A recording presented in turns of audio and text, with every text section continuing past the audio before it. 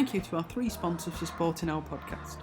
Johnny Russell's Art Caterers and Milltown Pies, who offer fantastic catering services, Alexander Grace Law, who provide modern and client-led legal services, and SPE Furnishings, who offer high-quality furnishings and electrical items at fantastic prices. Remember being knocked out against Burnley when the ball hit me on my head? Can't remember that, Joe. Well, you possibly can't remember it, but I can't remember it. It was Cobus had ball one, and I think Barrett had sort of nicked it down the leg side and a dive full length, and it went straight through the middle of my hands, as it usually does. Sparked out, Blaise. To be honest, it doesn't take a lot to spark you out either, though. You just started talking a lot of nonsense, Joe, but no one could tell.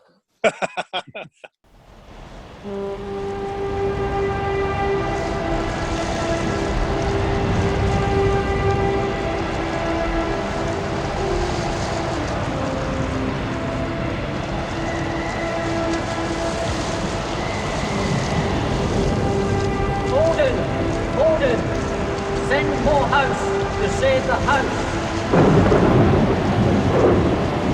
Come on, the house!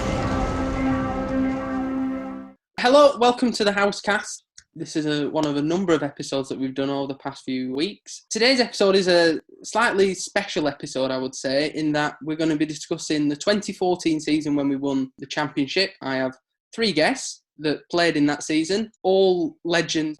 So as I said, we've got three guests on today who played in that season and played a really valuable part. First one is Chris Bleazard. Hey. Needs no introduction. Thank you, Joseph. No problem, Blaise. The second one is Patrick Martin. How are you, Patrick? Wonderful, thanks, Joe. Thanks for Excellent. the full name as well. No problem. And the last one was our professional for the year, and we're really happy to have him on, in that it was Cobus Pienaar, and is Cobus Pienaar. How are you, Cobus? Very well, thanks, Joe. Thanks for hosting us and thanks for having me. It's quite cold here in South Africa at the moment. We're heading into winter now, and obviously we're back at school now with the COVID thing. Starting to get back slowly but surely, but always good to catch up with you guys, and definitely going to enjoy talking about some memories we made in 2014 as well. And likewise, Cobus, I'm really excited to talk about these because I was actually involved in some of these ones, so it should be good. Blaise, how are you? Very well. Out in the garden. I've got a cleaner visit this morning. I know the time slightly got missed in the midst of South Africa English time, that you've had to get up at 6:30 to make this possible. I mean, geography and time zones aren't my forte, Blaise. As many things aren't. I'm not going to lie to you there. Hello, Patrick. This is slightly strange in that you sat upstairs. Very much so, yeah. As opposed to near Lowerhouse in South Africa. How are you getting on in the lockdown? Interesting question, Joe, really, because you know everything that I've done. So it feels a bit bizarre telling you. But I am fine, not doing very much in work today at school, so can't wait for that. Oh, fantastic. Well, that sounds like you're excited to do that. Hopefully we don't run on too long. Well, we're only discussing a full season. It should be fine. So, as I said, we're going to discuss the 2014 season. This was the first season after Francois' successful tenure as pro. And we were looking to carry on the success with a new professional in Cobus Pienaar. So, Cobus, you signed the contract. You arrived at the club. What were your first impressions? Yeah, it was quite a cold morning arriving at Manchester Airport, and the MD, renownedly Matt Stanley, picked me up in his Nissan van, and I got in there. And as me chatting away, driving back to Burnley, I don't think the clouds were higher than the top of the change rooms at the time. And we drove into Lowerhouse, and it was a grim Manchester morning. It was a grim Burnley morning there, and I got there. And the first impressions was getting to the ground and seeing Bob, I think it's Bob Spencer, busy painting the railings at the club. And that was quite special for me to see that the guys are actually so keen for the season to get going. Because if I remember correctly, that Friday was the Easter Friday when we had those games with all the youngsters around the club, and we had the 4 or 5 different pitches. And it was like, what struck me early doors was quite a community club and a community-based club, which I really enjoyed. And I could see there's a lot of passion from the members of the club to actually be part of the system. You know, you hear all these things and you see these things on social media, but to experience it first and that Friday was brilliant for me to actually become part of the Lowerhouse family. think that's a really good point, Cobus, and one that we haven't discussed on the podcast before, but the pros usually come in and around the Good Friday, Easter weekend. So it is a good way for them to see what the club's like and meet all the different people that are involved. Blaise, so can you remember anything about Cobus when he first arrived? I don't know whether did we have some food down at Crowwood, one of the first meetings we had, Cobus? I can't remember. I think we had some food down at Crowwood at one stage, just after you arrived. I first met you and most of the guys that Thursday evening when I arrived. We had some sort of practice there. It was freezing cold. I remember that we couldn't really move our feet or our hands weren't working. But that's my first meeting. And then, and I think you're correct, we went down to Crowwood just to meet the guys and to get the membership sorted. And we had some food there. Yeah. It was the Saturday after the Friday. And then we spent a bit of time there getting involved and obviously meeting all the people there, which was quite special. Yeah. The other thing that I think we should know, Blaise, I don't know if you can remember. Were we in the old changing rooms then, or the new changing rooms? For sure, the old changing rooms. And they were very old. That was the transition season. They had some wonderful character, though. They did have, but they were freezingly cold. Myself and Blaise were stuck behind the door in the little corner there. I remember that. Yeah. I think from memory, I think there was definitely a hole in the door. Yeah, I guess put that through. Yeah, I guess definitely put that through. Yeah, and then I'm fairly sure I finished it off, Blaise. Angry Paddy? No. Well, Angry Paddy will be discussed today, Blaise. The plaster was definitely coming off the wall near where Cobus was sat. Yeah. 3 years of Francois, that's going to happen, isn't it? Remember, our chairs weren't great either. The bottoms were coming out of our chairs, but we survived. Well, we had those wooden chairs with a sort of 4 imitation leather. Leatherette. They'd all split. Mine was always saturated when they sit next to the sink. That used to leak and only used to give you cold water. It was always freezing in there. I'm pretty sure the light was hanging off after Joe Hawke tried to head it. Yeah. Just grim, I think. For someone who came from such nice clubs in South Africa, I think that was a real eye-opener. I think it was an eye-opener, but I reckon in my playing years in the UK, there was one worse change room than that. And it was the visitors' change room. It was the visitors' change room at Bleazard Cricket Club. Oh, yeah. They were literally frying fish and chips right next to the change room, and the smells were coming through the top, and there wasn't a lot of space, but we survived. Fishy fleet, what they call it. Just on a side note, Blaise, this isn't a jab at your progressing age, but do you remember moving into those changing rooms? Because I don't know when it was. No, I think it was 1860s. No, just before, probably 1960s when the old pavilion changed. You see some of the photos on the website. The 1970s, it was there without the West End room on it. Right. Was that your off season then? Where you had the year probably. Doing my national service during those years, Paddy.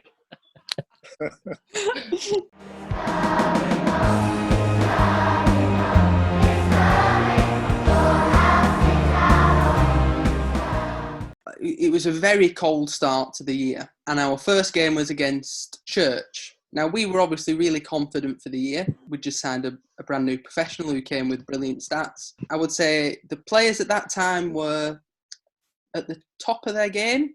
Everyone was contributing. The youngsters weren't they, that we'd had in 2011, 2012 had grown up a little bit, haven't they?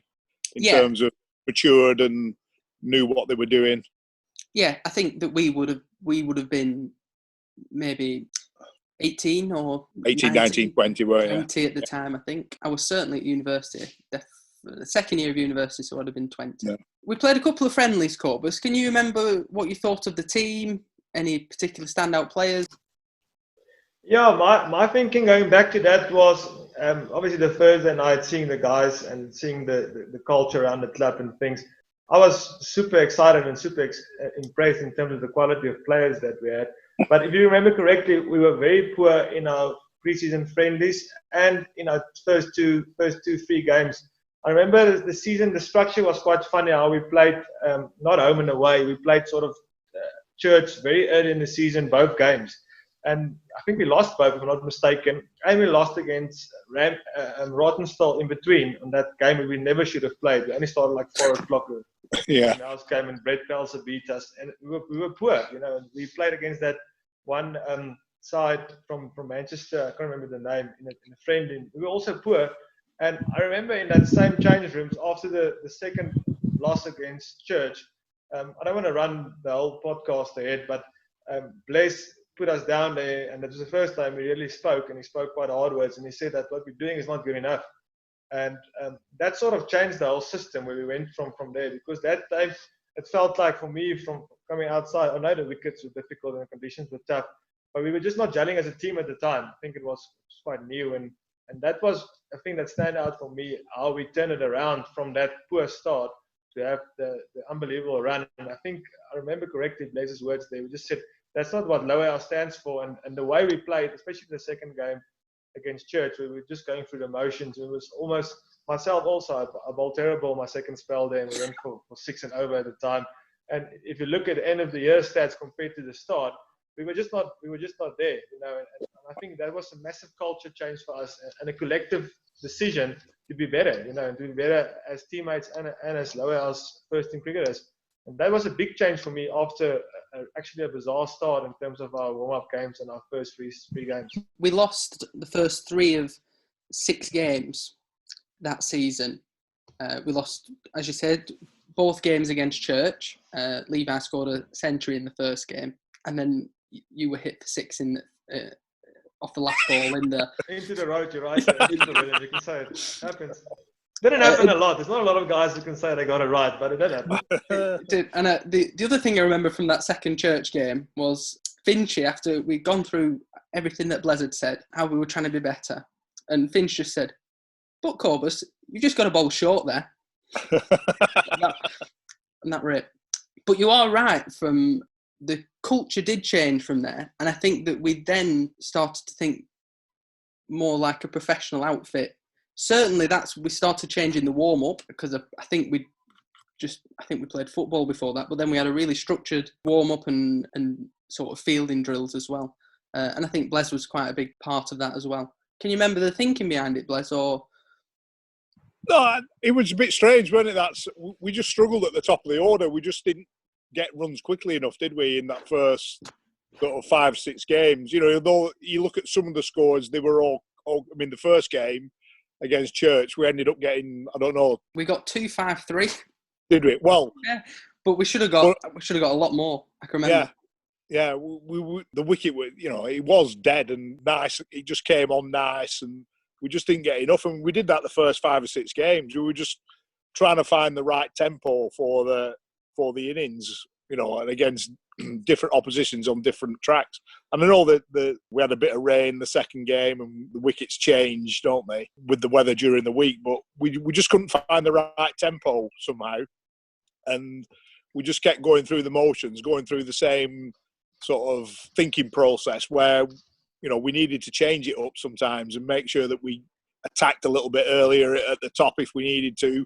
Because we were batting all the way down to, we ended up with yourself and Fergus sometimes batting at 10 and 11. Well, we could, they all got Lancashire League 50s, and it just, we just seemed to be pondering around at the beginning of the innings when we had batting all the way down to 11. So it was a case of a reset, wasn't it, after those defeats, and certainly after that Church second defeat. Yeah, very much so. And at that stage, we had, I would say, 13 quality cricketers. Yeah. But at the same time, there were lots of issues going with that. In that, Ben was banned. He got banned for a game, I think. Johnny Whitehead was injured. Yeah. He'd done his groin, and he had to do a late fitness test with Nigel Brown. I can remember them. I can remember them jogging up Liverpool Road towards Sycamore Farm. Nigel, wait, Johnny, wait. Yeah, he's fit. He's fit. So that obviously created a few issues in itself, finding where to put people in. Finch was obviously then available. He missed the first few games. Yeah.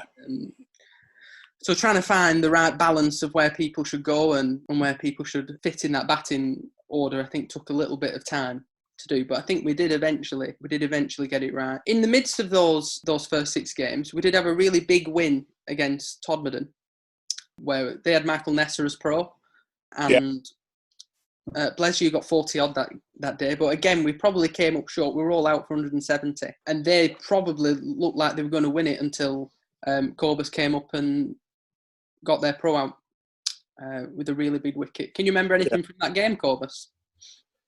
If I remember correctly, Michael Nesser came in and he played like very freely. He had a lot of boundaries early doors in his innings. He was striking the ball like it was an old ball. And I remember coming back from usually bowled from the park in from the car park end, from the clubhouse end, my first spell, and then usually I came back from the park end, second spell. And I remember when I got him out, it sort of opened the gate and there was a bit of hope from us.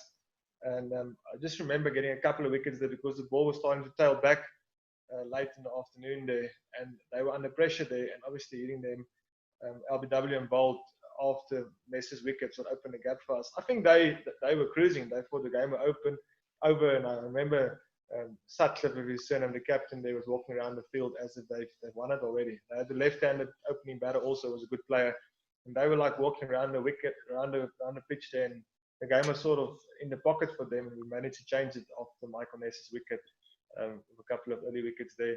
And that was quite a special, looking back at photos now that I've seen on the website and things, that sort of brought us as a team together because we were down and out again, and it sort of changed. And the way we celebrated and the way we got together there, I think was massive in terms of the turnaround for us going in the right direction for that season. When I looked at that game, although we did lose the next game against Church, it was a rain-affected game and they won by 1 wicket, the Church game. That Todmorden game certainly got us going and getting us in the right sort of frame of mind and how we were going to progress forward. Pat, you haven't said anything yet. Do you have anything to say about that first 6 games? Yeah, from what I can remember, very little.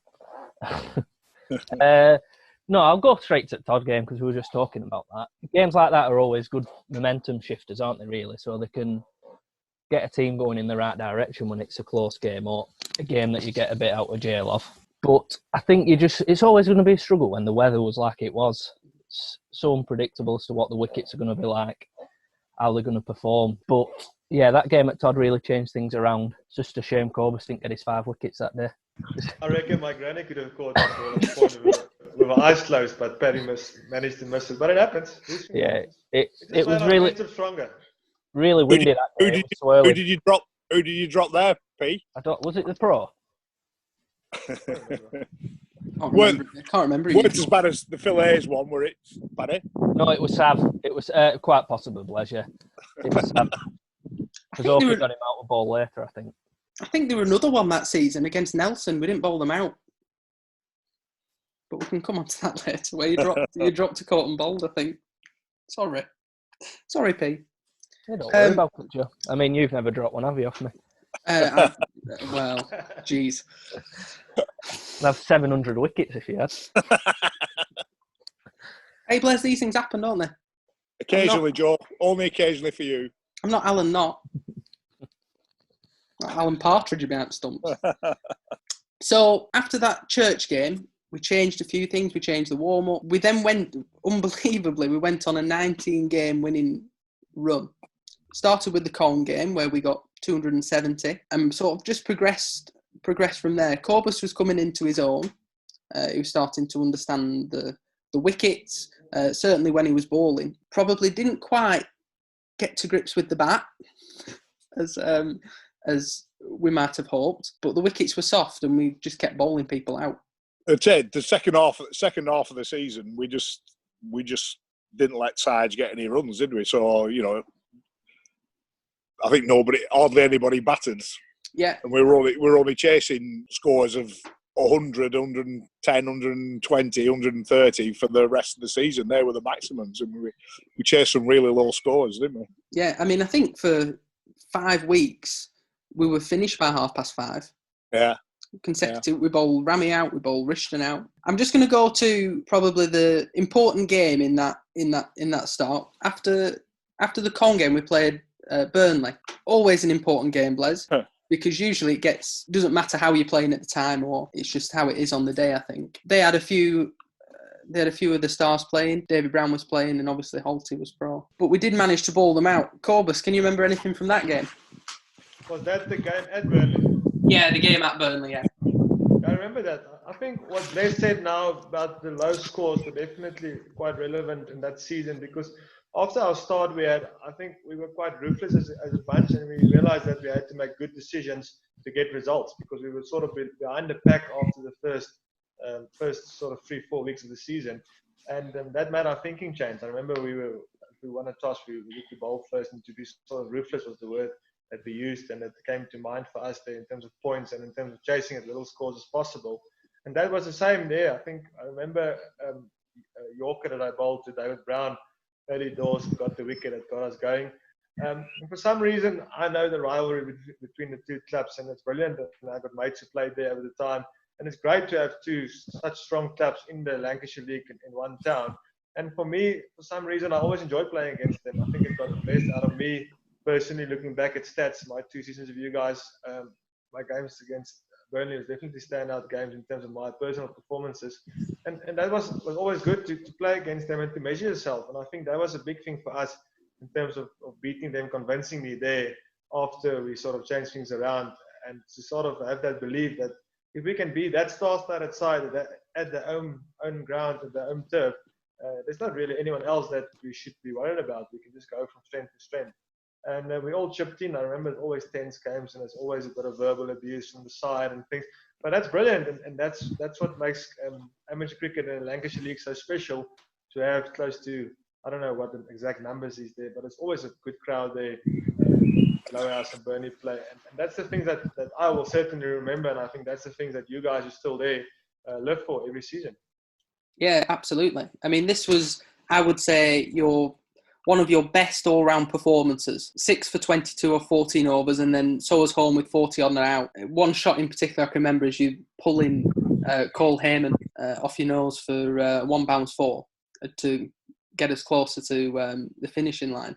The other thing I can remember, Cole bowled really quick that day, and Finch opened the batting, and I can just remember him on maybe the first or second ball hitting him straight back over his head for a 1 bounce 4. And when he came in, I said, Finch, that were amazing. How did he? He went, I don't know, I had my eyes shut.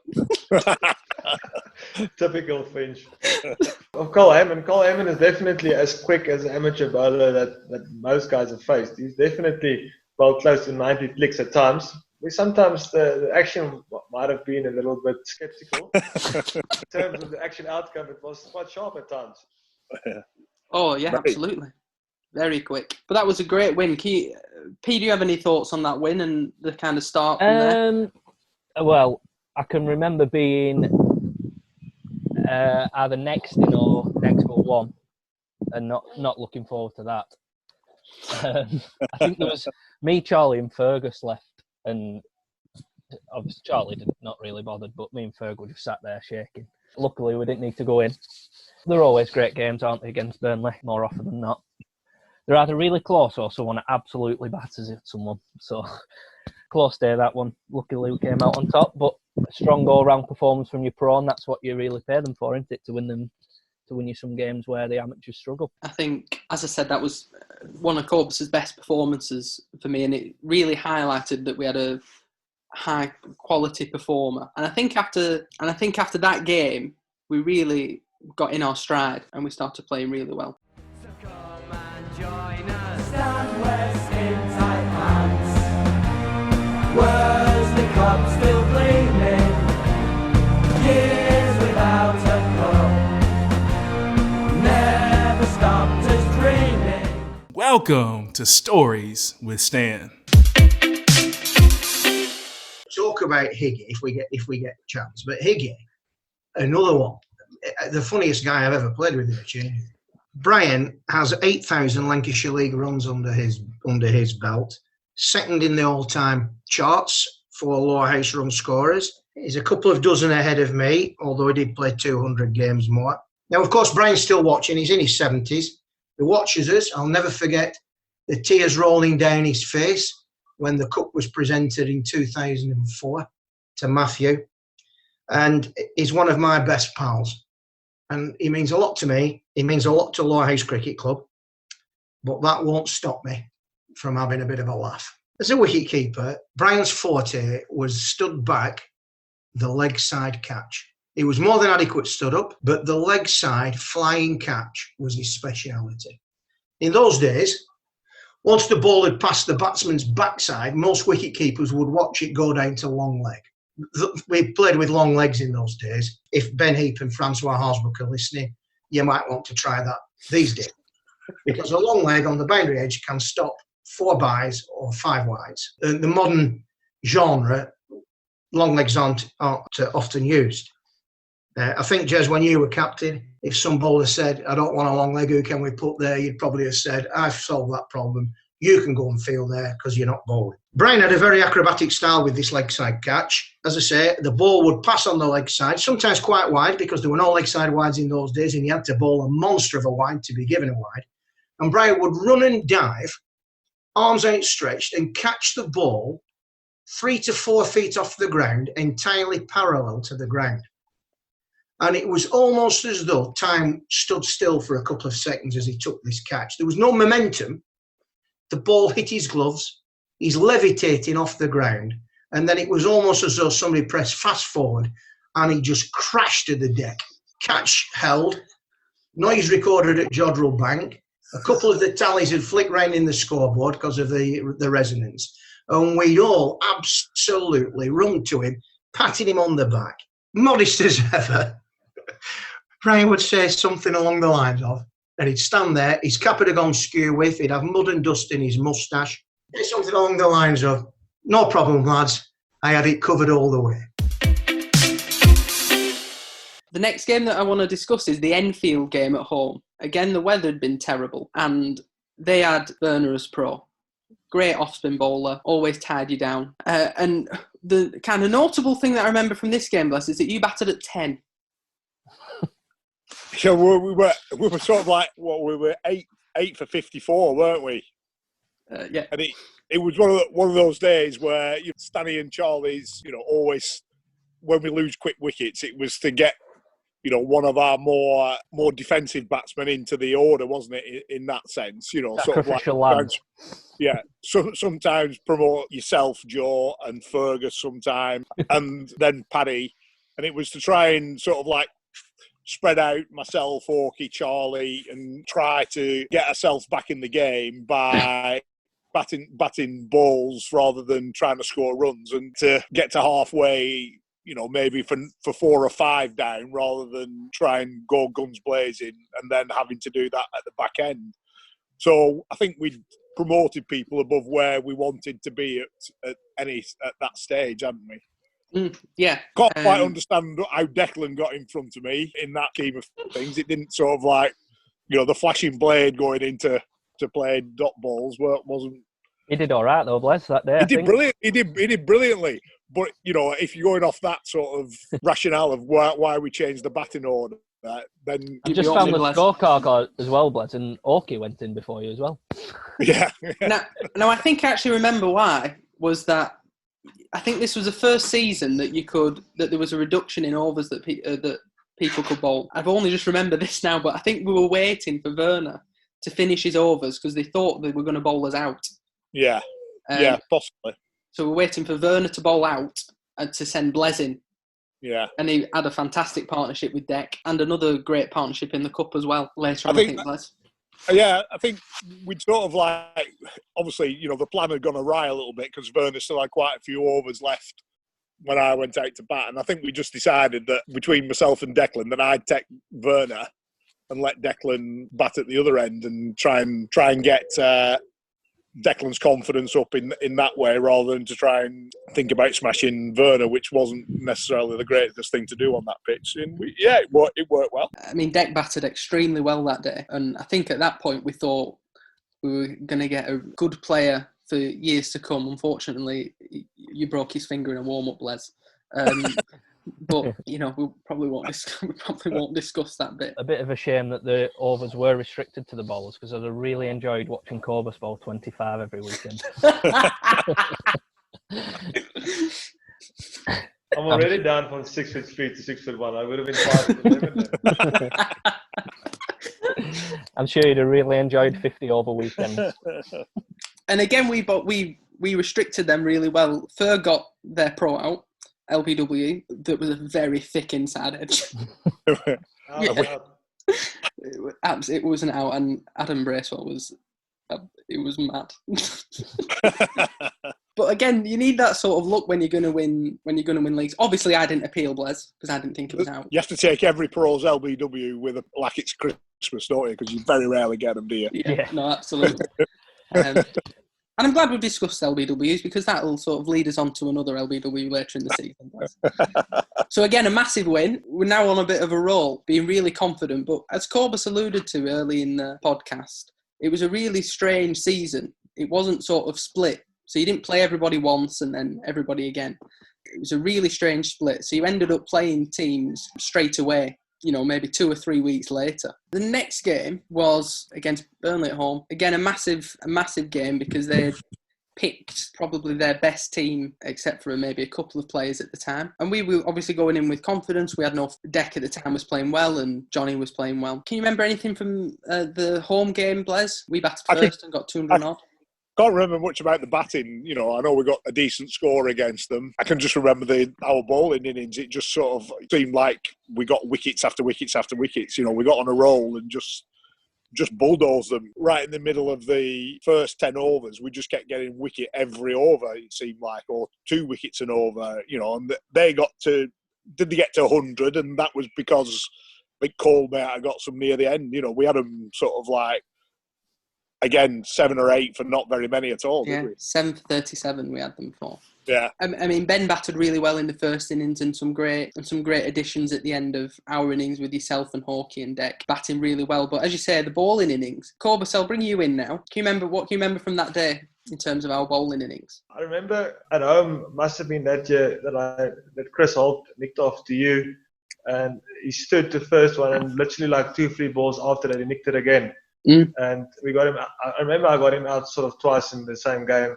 I can't remember who the umpire was, but he stood against a blatant nick. And as Murphy's Law works, he nicked one again. That's the real one that I can really remember. I would like for you just to give us a bit of info in terms of the bowling card there. I remember Matt Walker was swinging the ball also that day quite a lot, also very late. He had a very good season in 2014, and I thought obviously with his knee injuries, I think he ticked all the right boxes to become a serious cricketer. Just a pity he got injured with his knee. Thing about Maz, I mean, he only bowled 5 overs that day, but I can remember he was swinging a lot. The thing about Maz was that he was a fighter. I love playing cricket with Matt, because you knew that he would always give 100% and he would fight till the end. I will just go through the figures. Hawkey took 4 for 23 off 9. Corb, you took 3 for 14 off 5.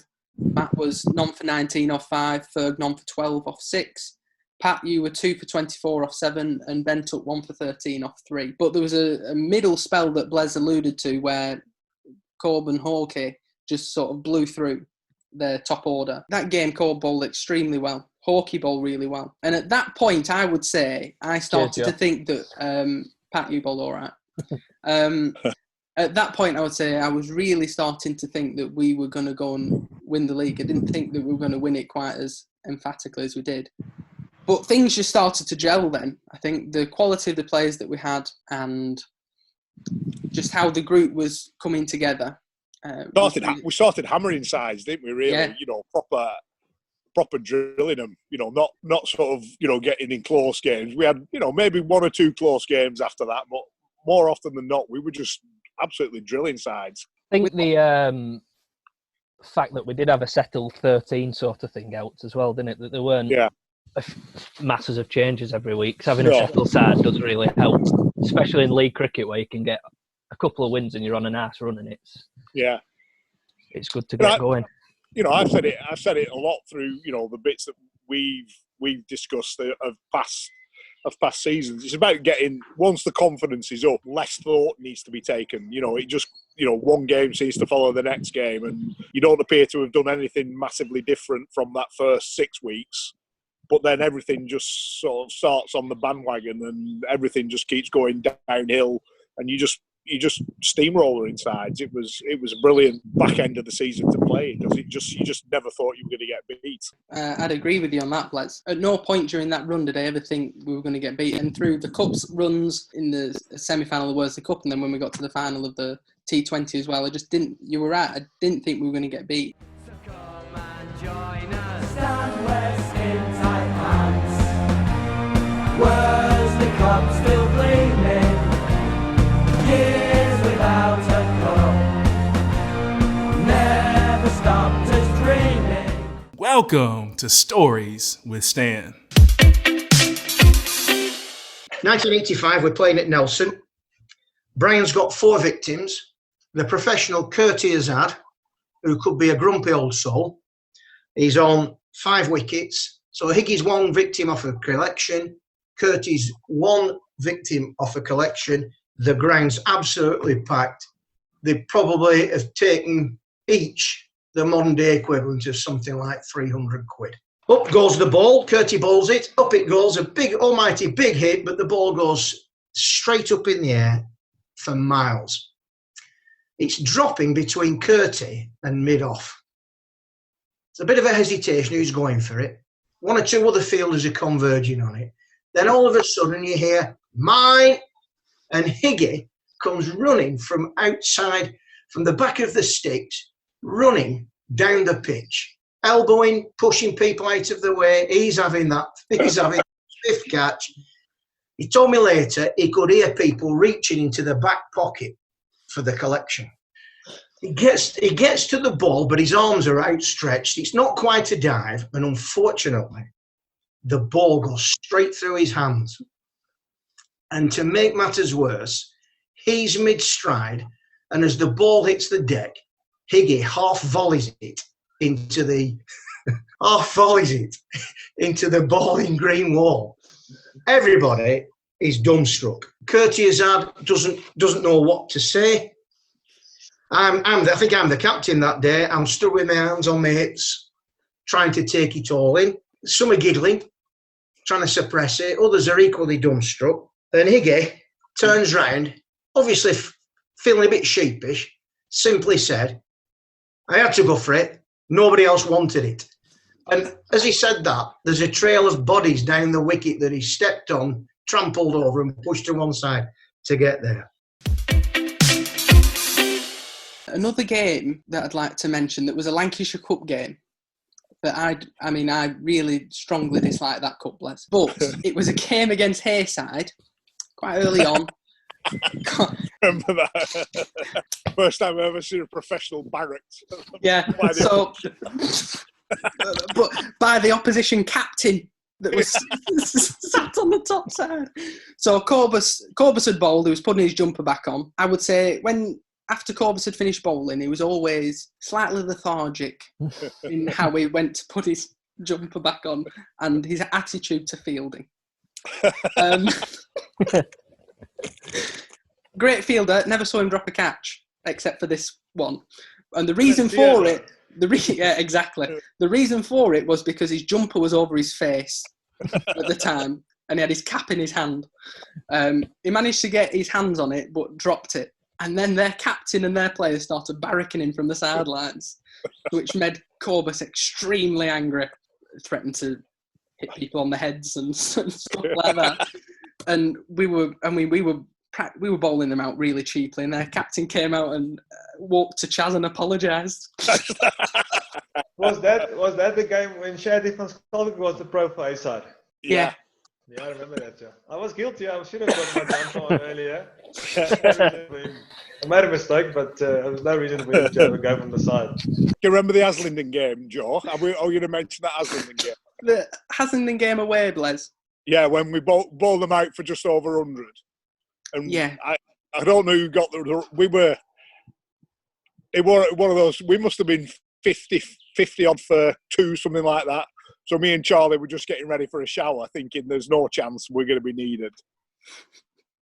And then it all went pear-shaped, and we'd lost like 3 wickets in no time. So Charlie had to put his pads on. Again, we got up to about 80 for 6, something like that, chasing 100. There were no chance of us losing the game. I was padded up, Declan was padded up, and I think Declan was padded up to go after me. And then we got down to needing 15 or so. So I said, Declan, you go in. I said, but there's one thing for sure, Declan, if I have to bat, there's going to be trouble. So go out there and make sure you see us home. He had a wild swipe at once, second ball. I don't know whether he got bowled, but he was just, not listened to a word I'd said. So I had to walk out and bat with Oki. And that's when Oki hit that last ball, smashed it over the top and went, ta-da!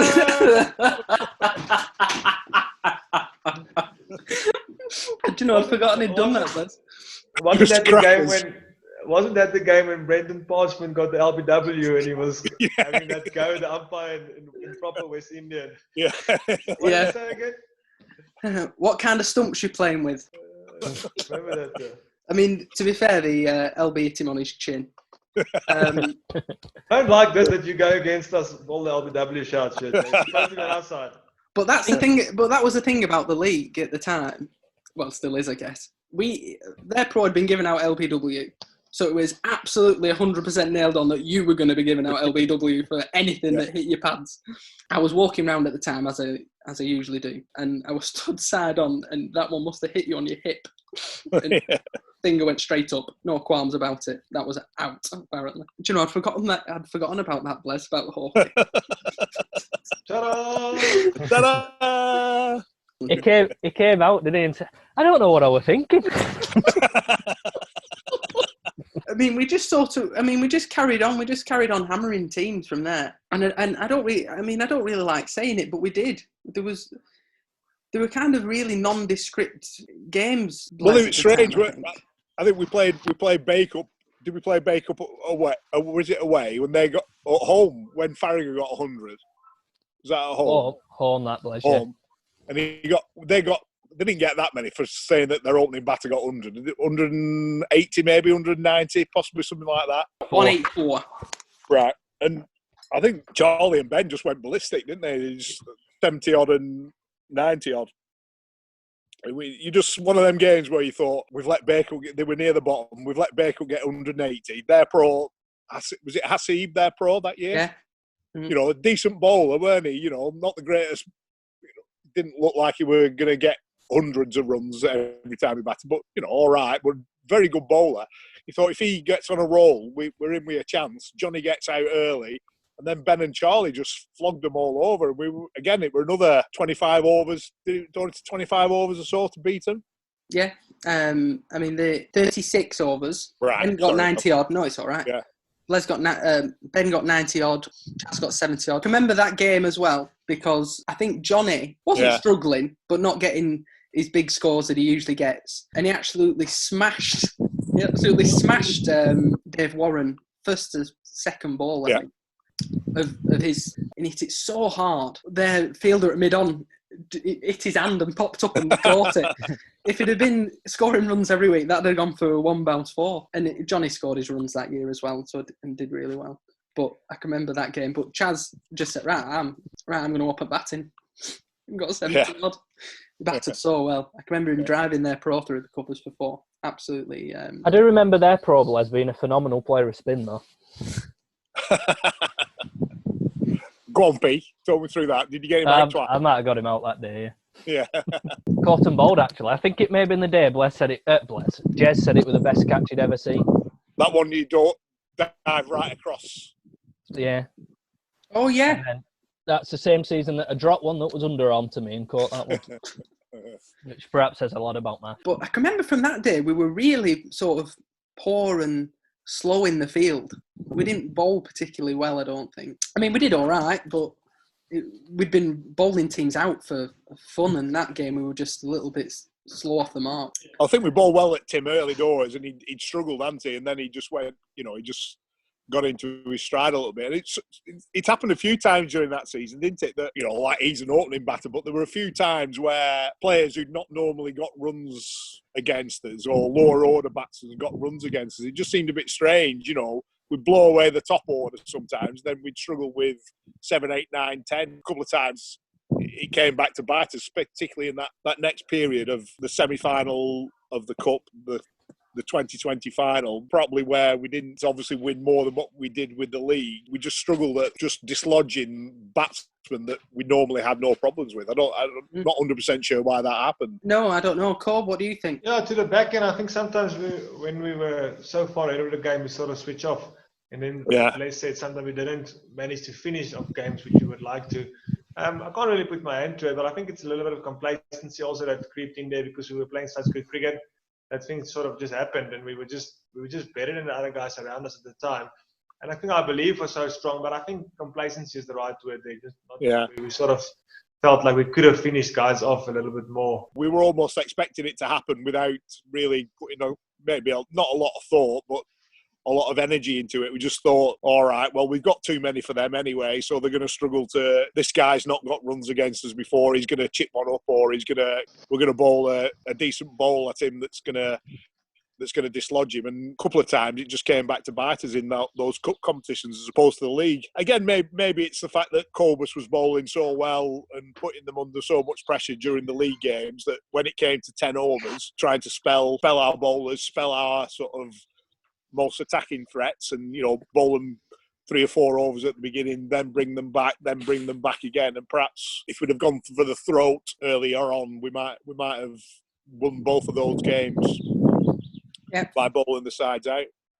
It's a great point that you make there, Blaz. And the game that I'm going to use as an example is the Nelson game at home, where we got 250.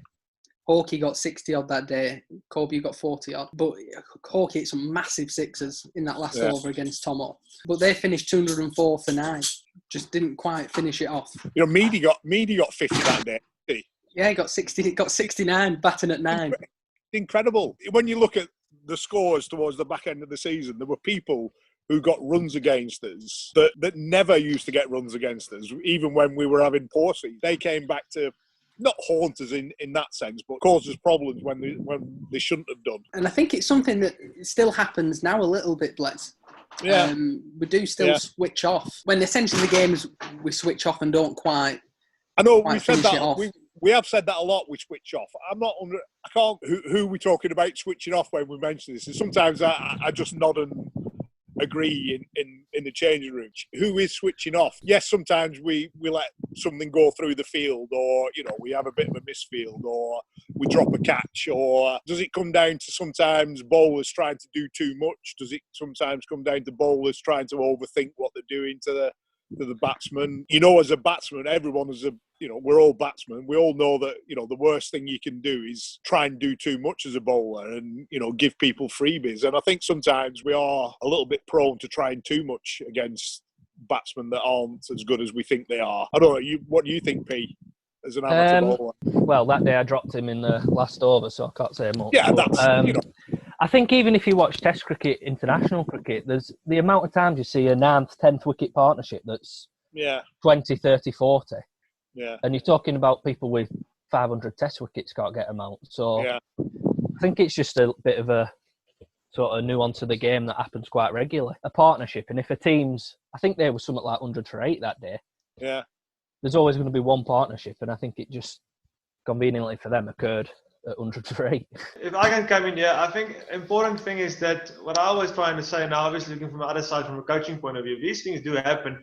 But I think the one thing that needs to stand out here is if that partnership goes at our rate, if you understand what I'm saying from a fielding point of view, and they don't take the game away, they're allowed to have a partnership, but it should just be at a controllable rate. That's very, very important. Yeah.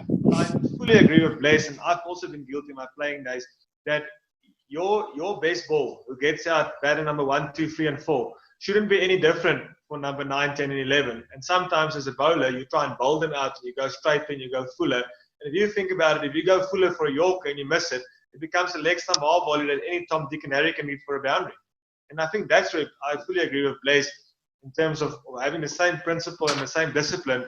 towards the back end, 9, 10, and 11, that you had up front to 1, 2, 3, and 4, sometimes get neglected.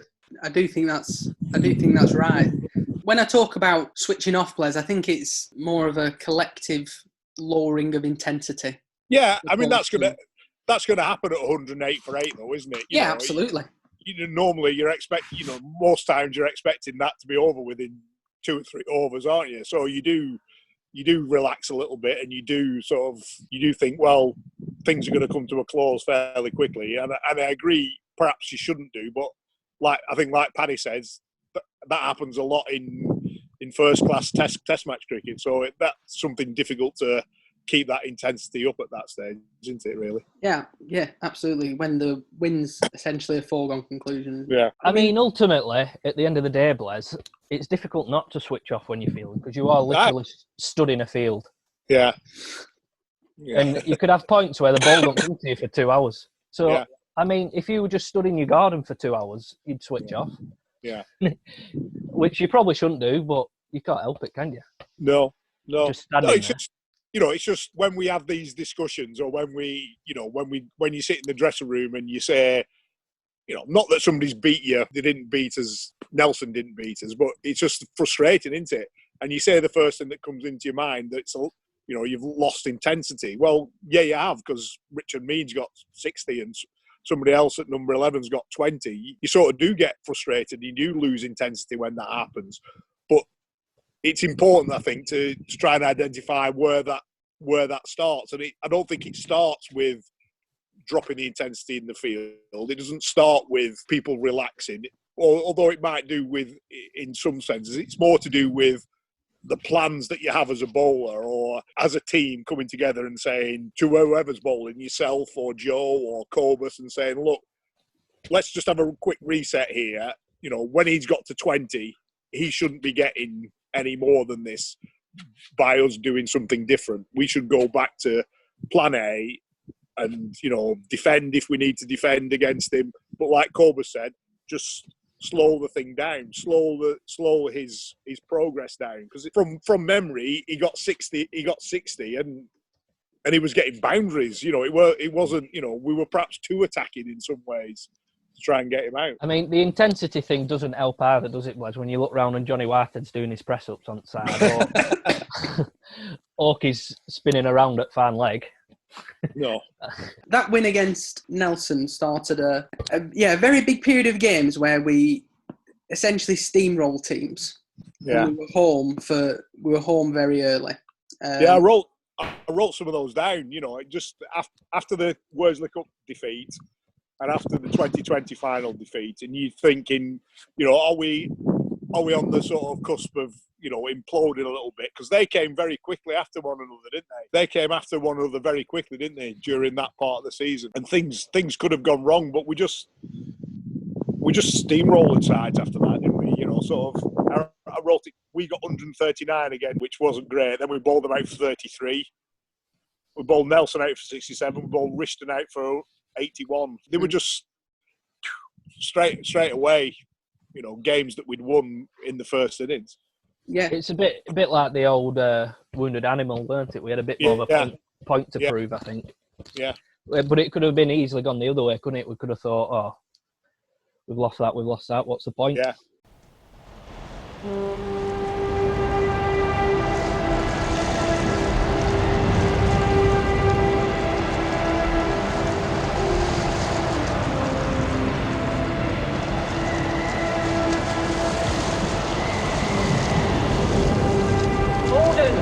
Order! Send more house to save the house.